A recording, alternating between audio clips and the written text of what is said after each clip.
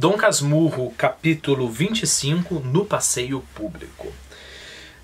O passeio público é um lugar bem importante no Rio de Janeiro naquela época. A gente vai ver em diversos livros o pessoal falando sobre o passeio público.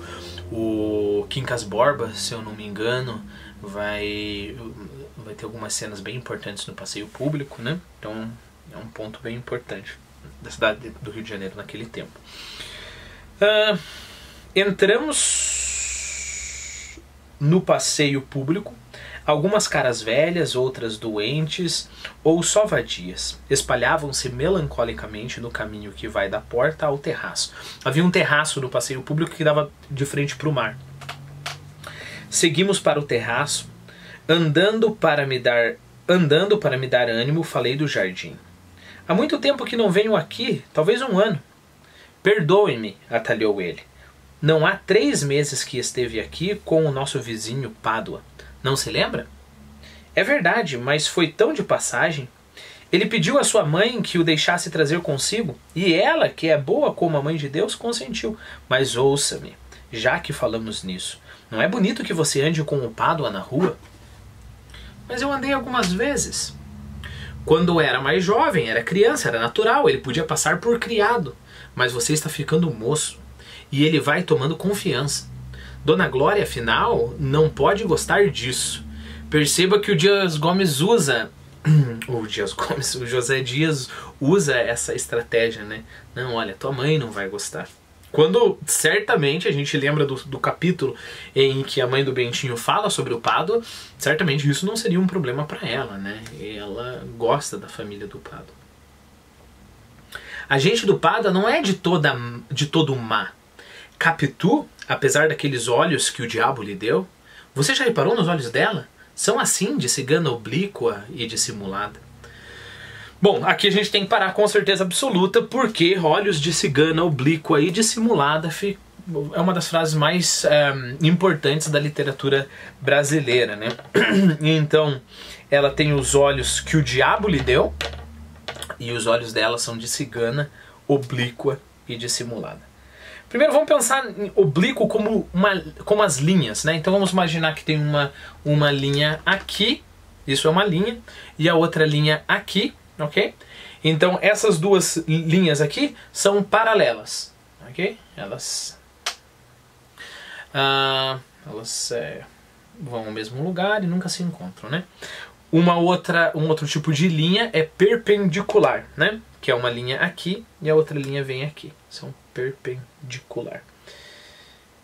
Então perceba, eu já vou ler o significado figurativo da expressão oblíquo, mas vamos entender primeiro o literal. E essa é uma coisa que eu sempre tento fazer, tanto no inglês quanto no português.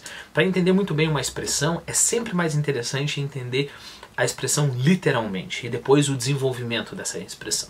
Ok. Aqui não se toca, aqui se toca diretamente. Oblíquo é de assim, ok? Uma linha oblíqua. Olha que interessante. É uma linha que nem toca em cheio. Vamos colocar assim um olhar. Não é nem um olhar que olha diretamente para você. E não é nem um olhar que nem se preocupa com você. É um meio que olha e não olha. É um olhar oblíquo.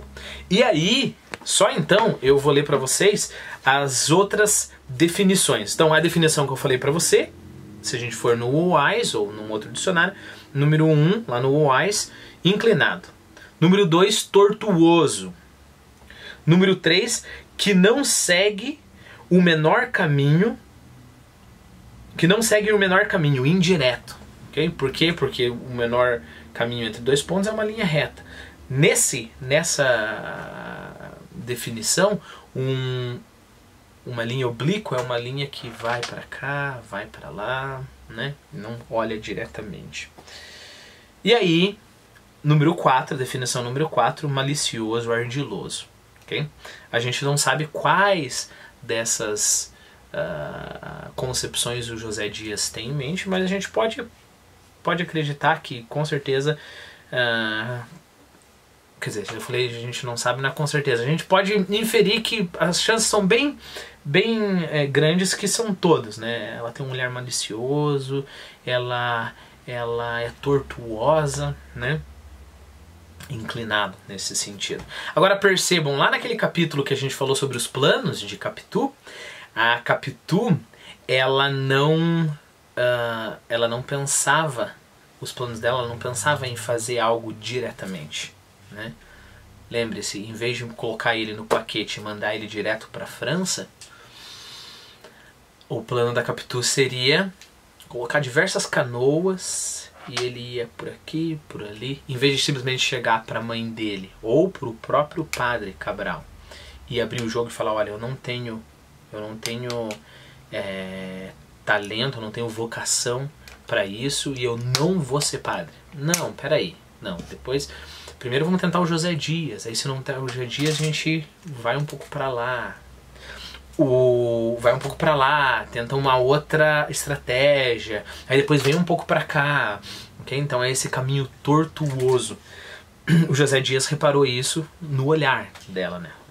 São olhos de cigana oblíqua e dissimulada. É claro, dissimulada eu tenho uma determinada emoção, eu não mostro essa emoção e eu digo que é algo mais, né? Percebam que o próprio José Dias é dissimulado, porque ele fala: ah, tua mãe pode não gostar, mas ele está dissimulando que na verdade ele não quer que o Bentinho tenha contato com a gente do Pádua, né?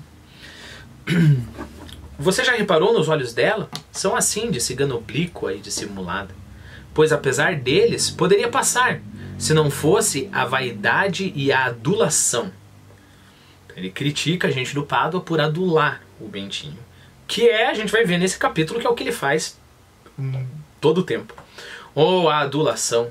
Dona Fortunata merece estima e ele, não nego que seja homem... Não, desculpe.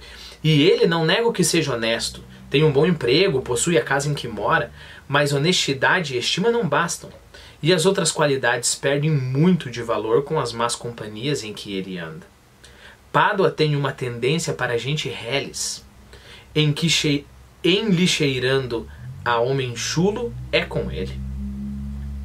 Não digo isso por ódio, nem porque ele fale mal de mim e se ria como se riu há dias dos meus sapatos acalcanhados. Imagine o sapato de um homem, a gente tem a parte do calcanhar ali atrás, aquele taco, né? Acalcanhado é quando você começa a desgastar essa parte, principalmente quando você começa a desgastar de um lado só. Então dá pra ver que o sapato tá bem velho, porque a pisada é torta, né? Então não é porque ele fala de mim mal de mim todo o tempo, falou dos meus sapatos que eu tô falando isso. Não é porque eles são dissimulados, eles não dizem o que eles pensam realmente.